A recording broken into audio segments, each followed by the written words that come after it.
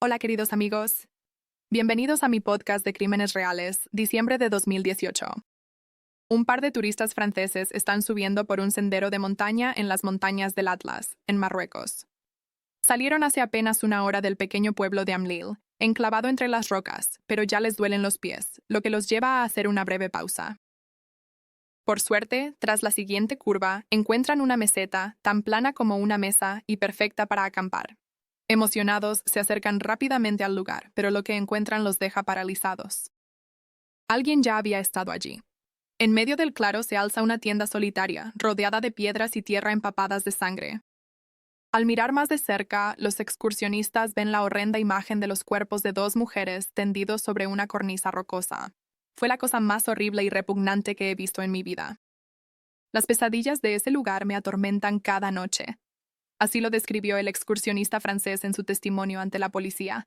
En esta historia, dos jóvenes estudiantes escandinavas se embarcan en una caminata por las montañas del Atlas en Marruecos. Lo que parecía una ruta segura se convierte en un enfrentamiento con los peores horrores imaginables. Así que amigos, preparen sus mochilas de senderismo y asegúrense de suscribirse al canal para no quedarse atrás en el sendero de la montaña. Hoy vamos a seguir el largo y aterrador camino que recorrieron estos jóvenes turistas. 2. Louisa Jespersen nació en Dinamarca. Tenía un profundo amor por los viajes, realizaba frecuentemente caminatas de diversa dificultad y llevaba un estilo de vida muy activo. Su mejor amiga, Marin Uland, nació en Noruega. Las chicas se conocieron al estudiar en el mismo grupo en la universidad.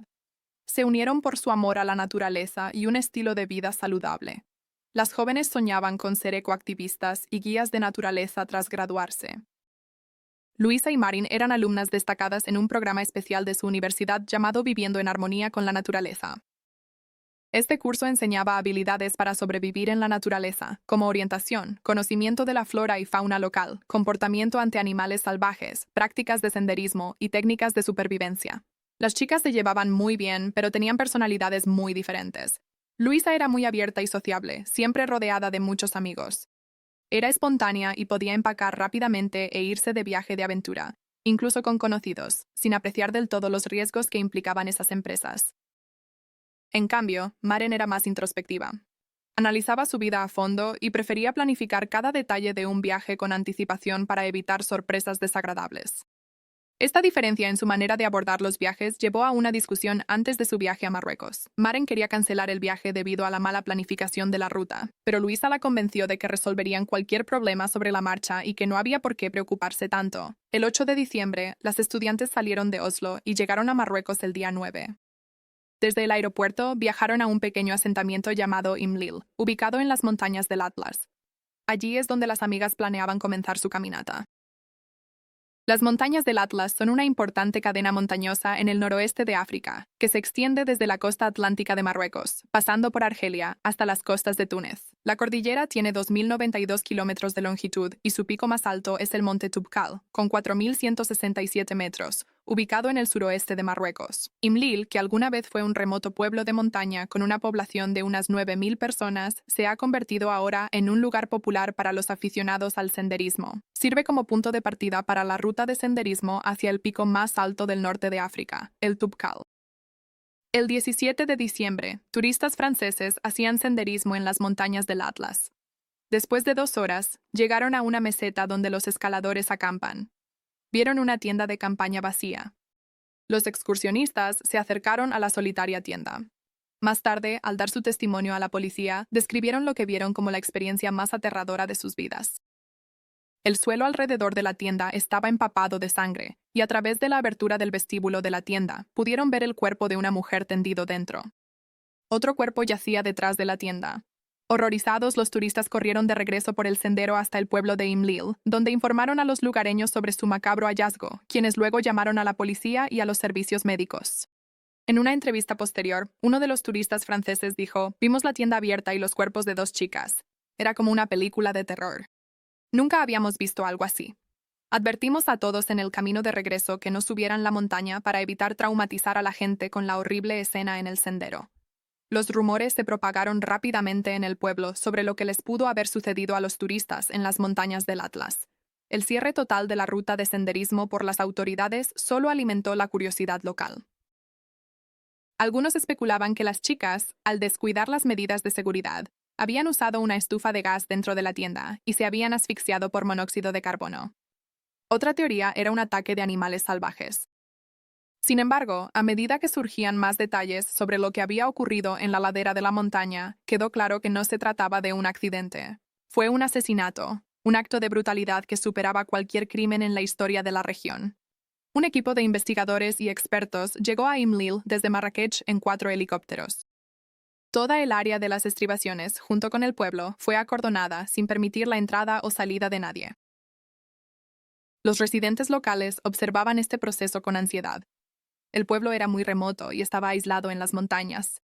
Aparte de los lugareños y los turistas, prácticamente no había nadie más allí. Era lógico suponer que la sospecha de las autoridades recaería inicialmente sobre los habitantes de este pequeño asentamiento. Es importante señalar que gran parte del presupuesto de Marruecos proviene del turismo. En los últimos 15 años, este sector se ha convertido en uno de los más demandados de África. No sorprende que las autoridades hayan hecho todo lo posible para garantizar la seguridad de los visitantes extranjeros, especialmente dado que en ese momento seguían activas varias agrupaciones militantes clandestinas.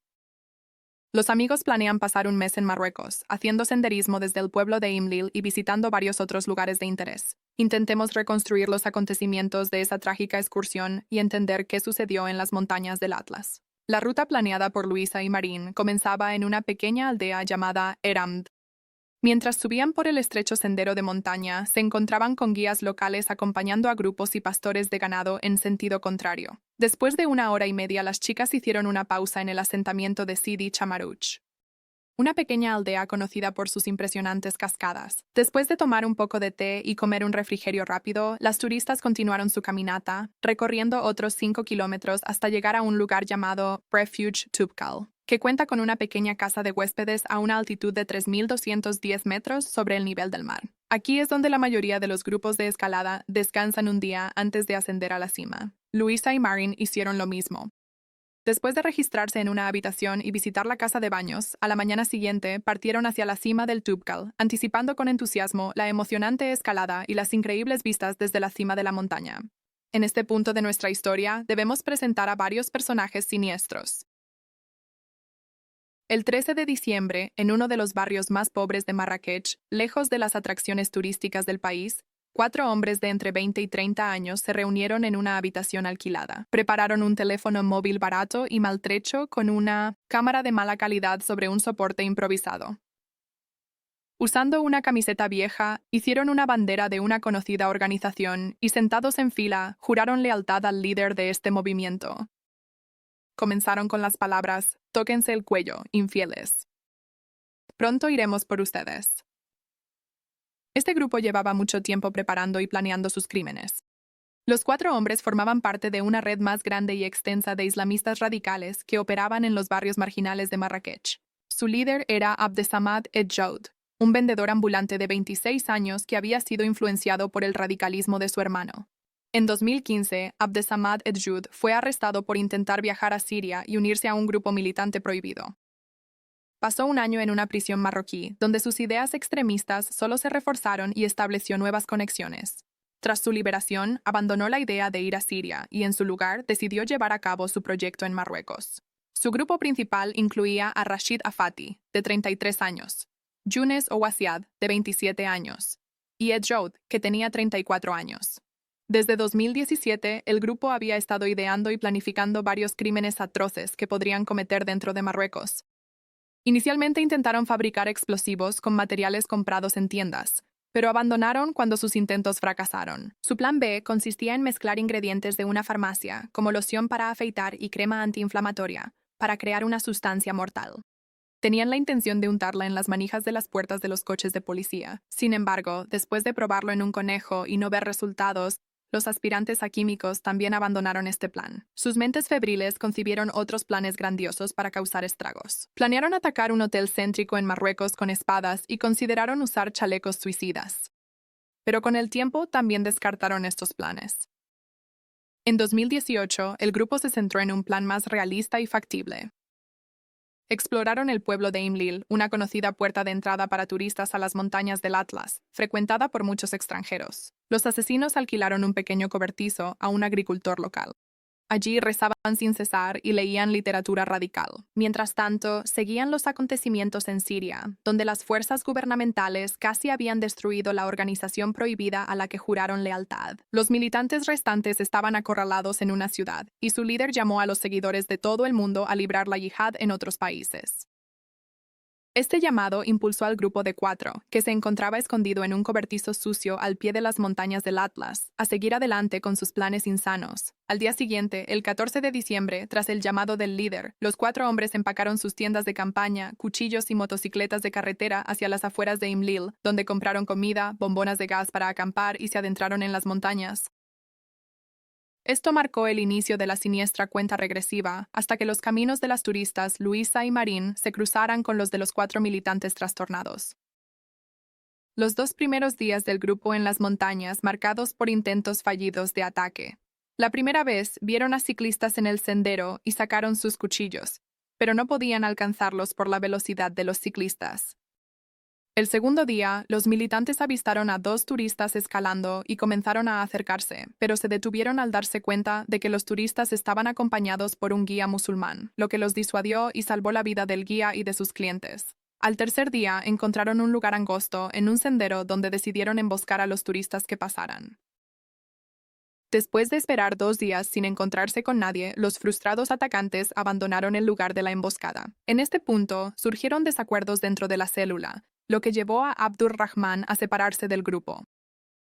Decidió no participar más en esta dudosa expedición y regresó a Marrakech, donde su esposa embarazada, que esperaba a su tercer hijo, lo estaba esperando. Mientras los conspiradores discutían, Luisa y Marín lograron llegar con éxito a la cima y comenzaron su descenso de regreso al pueblo. El camino de regreso a Imlil era un sendero de montaña difícil, con una pendiente peligrosa, rocas resbaladizas y curvas pronunciadas. Al acercarse la tarde, las chicas llegaron a una de las pequeñas aldeas a lo largo de la ruta de senderismo. Allí compraron algo de comida y agua en una tienda local. El tendero, Ahmed al-Qadi, recordó más tarde haber conocido a las estudiantes. También les dijo a las autoridades que el día anterior, 4 hombres habían llegado al pueblo y le alquilaron un pequeño cobertizo para pasar la noche. Pidieron varias bolsas de paja para usar como cama y algunos cubos de agua. Después de agradecerle a Ahmed, se adentraron en las montañas. Más tarde esa noche, Ahmed cerró su tienda y regresó a Imlil. Se encontró con Luisa y Marín a 45 minutos del pueblo. Habían montado su tienda en una meseta de la montaña cerca de una vieja tienda de comestibles. El terreno era plano y adecuado para acampar. Las chicas, sentadas junto al fuego, charlaban y cocinaban. Al mismo tiempo, 3 criminales trastornados descendían por el mismo sendero. Vieron la tienda de las estudiantes y, tras caminar 200 metros por el sendero, montaron su campamento fuera de la vista de los turistas. Esa noche terrible, los 3 marroquíes decidieron proceder de la siguiente manera. Abdesamad Ejud grabaría todo con su teléfono móvil, mientras que Rashida Fati y Younes Awasiyad irrumpirían en la tienda de las estudiantes para matarlas. Ya era pasada la medianoche cuando los militantes se acercaron al campamento de las chicas. Yunus Awasiyad gritó fuertemente ordenándoles que salieran. Se acercó a la cremallera de la tienda para abrirla. En ese momento, Luisa, despertada por el grito repentino, buscaba a tientas en la oscuridad la cremallera. En su búsqueda, tocó inadvertidamente la mano del militante. Yunus Awasiyad sacó un cuchillo y comenzó a apuñalar a la estudiante a través de la tela de la tienda. Se desató una feroz lucha. Los sonidos resonaban a lo lejos por las crestas de las montañas del Atlas, pero nadie pudo oírlos ni acudir en ayuda de las jóvenes turistas desprevenidas y desarmadas. Bajo la lluvia de golpes, Luisa logró escapar de la tienda e intentó correr, pero fue rápidamente derribada por Rashid y asesinada con múltiples puñaladas. Rashid Afadi grabó todo con el teléfono móvil, diciendo: «Esto es por nuestros hermanos caídos», en referencia a los militantes muertos en Siria. Marín, según sugieren los testimonios, estaba en estado de shock y aparentemente no ofreció resistencia. Eunice Awasiyad entró en la tienda y la mató dentro, grabando todo el proceso con el teléfono móvil. Después de cometer el atroz crimen, los asesinos huyeron cuesta abajo, lavaron su ropa, se limpiaron en un arroyo y se afeitaron la barba. Una vez cerca del pueblo de Imlil para tener conexión a Internet, subieron 2 videos. El primero mostraba su juramento de lealtad a una organización prohibida, y el segundo documentaba el horrible crimen que habían cometido, con la intención de que sirviera como su boleto de entrada a esa organización. Como se mencionó, los cuerpos de las estudiantes asesinadas fueron descubiertos por turistas franceses la mañana del 17 de diciembre. Los horrorizados turistas corrieron al pueblo y le contaron lo que habían visto a un residente local, quien llamó a la policía y a los servicios médicos. En menos de 2 horas, toda la zona al pie de la montaña fue acordonada. Helicópteros sobrevolaban las crestas y la gendarmería y el personal de servicios de emergencia llenaron Imlil. Ese mismo día, la televisión noruega informó que 2 mujeres de Dinamarca y Noruega habían sido encontradas asesinadas en Marruecos. Sus nombres aún no habían sido revelados. La madrastra de Marín vio este reportaje y llamó de inmediato a su esposo. Le contó sobre la noticia y le preguntó de dónde era Luisa. Hasta ese momento, ella no sabía el lugar de nacimiento de la amiga de Marín. El padre de Marín se preocupó mucho porque sabía que la amiga de su hija era danesa. La madrastra de Marín ya estaba profundamente angustiada. Fue a recoger al hermano menor de Marín del jardín de infancia mientras llamaba a la policía para averiguar más sobre el trágico suceso en las montañas del Atlas. Le explicó a la operadora que su hija estaba de excursión en esa región con una amiga y quería saber los nombres de las víctimas. En las páginas de redes sociales de las fallecidas, muchas personas escribieron mensajes de apoyo a los padres de las víctimas y expresaron sus condolencias. Sin embargo, también hubo personas crueles que publicaron comentarios horribles, culpando a las turistas de sus propias muertes. Estos usuarios respaldaban sus mensajes airados y extensos con las grabaciones de video subidas por los asesinos o capturas de pantalla de las mismas. Está de más decir que los padres de Luisa y Marín se vieron abrumados por mensajes tanto de apoyo como de condena respecto al estilo de vida de sus hijas. Este brutal asesinato conmocionó a todo Marruecos. Los residentes locales quedaron atónitos, incapaces de recordar un crimen tan horrible ocurrido en su país. El ataque a las estudiantes impactó gravemente el flujo turístico del país, que cayó casi a cero en los días posteriores a la tragedia. El fotógrafo Amin Gulidi relató su experiencia en Marrakech durante ese tiempo. Llegué a Marrakech casi inmediatamente después del incidente y me sorprendió lo desiertas que estaban las calles. Apenas había gente y solo de vez en cuando veía algún local apresurándose con sus asuntos urgentes. La mayoría de las tiendas estaban cerradas y los hoteles permanecían vacíos, sin huéspedes. La ciudad, antes llena de vida, se sentía abandonada, y cualquiera que la visitara en ese periodo podía percibir la tensión palpable en el ambiente. Cuando se revelaron los nombres de las víctimas y los detalles de la horrible tragedia, cientos de marroquíes se reunieron en las embajadas de Dinamarca y Noruega, realizando una vigilia con velas para honrar a las jóvenes brutalmente asesinadas en su tierra natal. El video viral del ataque alimentó la indignación nacionalista en Noruega y Dinamarca. Hubo llamados a tomar medidas radicales, y el incidente politizó significativamente a la sociedad noruega y danesa, lo que llevó a exigir una reevaluación de las políticas migratorias de sus países. La policía marroquí actuó con rapidez. Solo unas horas después de que se descubrieran los cuerpos, Abdou Rahman Hadjali, de 34 años, fue arrestado en Marrakech. 3 días después, los otros 3 miembros del grupo fueron detenidos. Fueron arrestados mientras intentaban salir de Marrakech en un autobús. Un residente local, que había escuchado sobre los hechos ocurridos en las montañas del Atlas, notó que uno de los hombres llevaba un cuchillo largo en su equipaje y reportó su observación a la policía. Como descubrieron más tarde los investigadores, los hombres tenían la intención de huir a Libia, donde planeaban unirse a la organización para la que habían cometido el atroz crimen.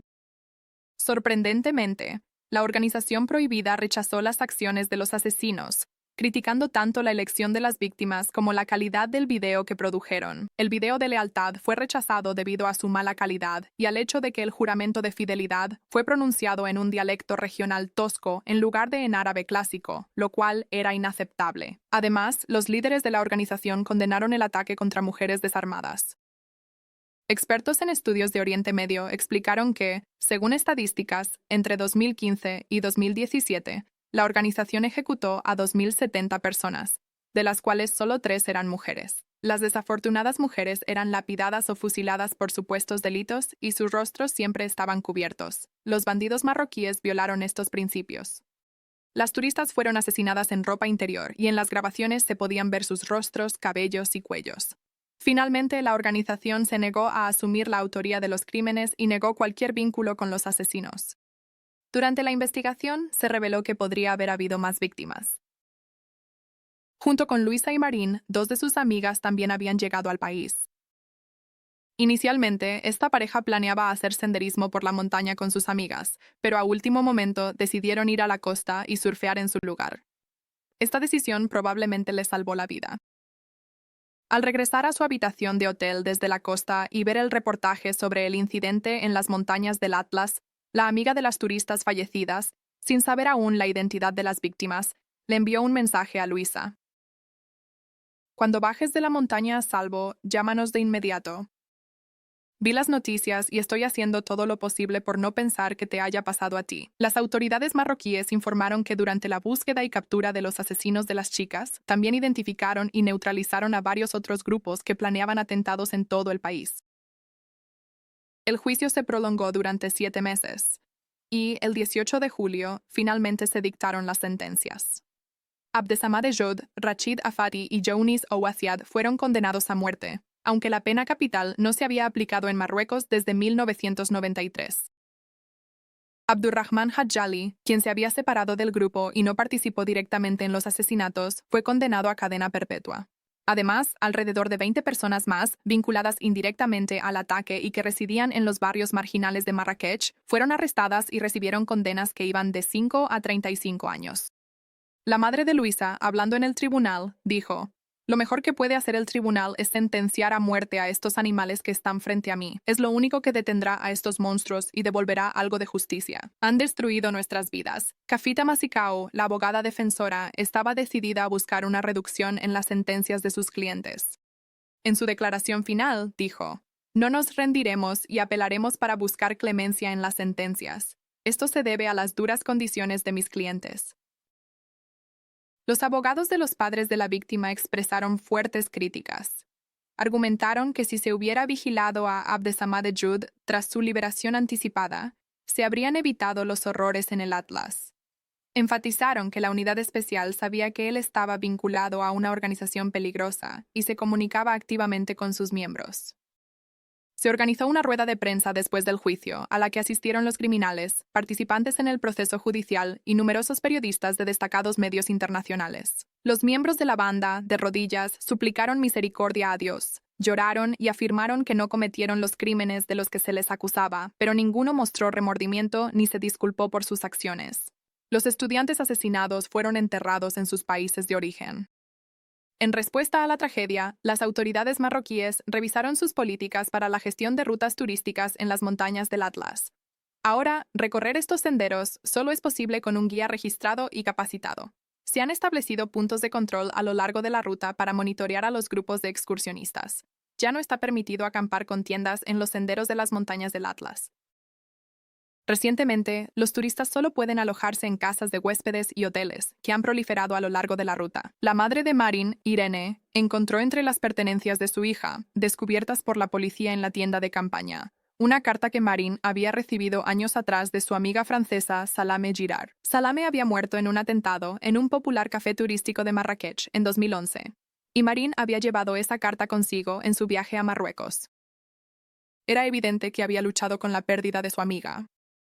Irónicamente, tuvo un destino similar al de Salame, convirtiéndose en víctima de extremistas fanáticos en una tierra extranjera, lejos de casa, de noche, en una meseta desolada de las montañas del Atlas. Es difícil imaginar una situación más horrible que la que les ocurrió a Luisa y Marín en lo que parecía ser una ruta de montaña sencilla y segura.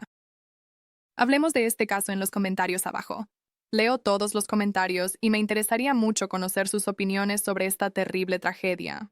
Gracias por ver el video. Si te pareció interesante este episodio, por favor dale like al video, deja un comentario, haz clic en la campanita y no olvides suscribirte al canal. Tu apoyo ayuda a difundir este video. Nos vemos en las próximas historias.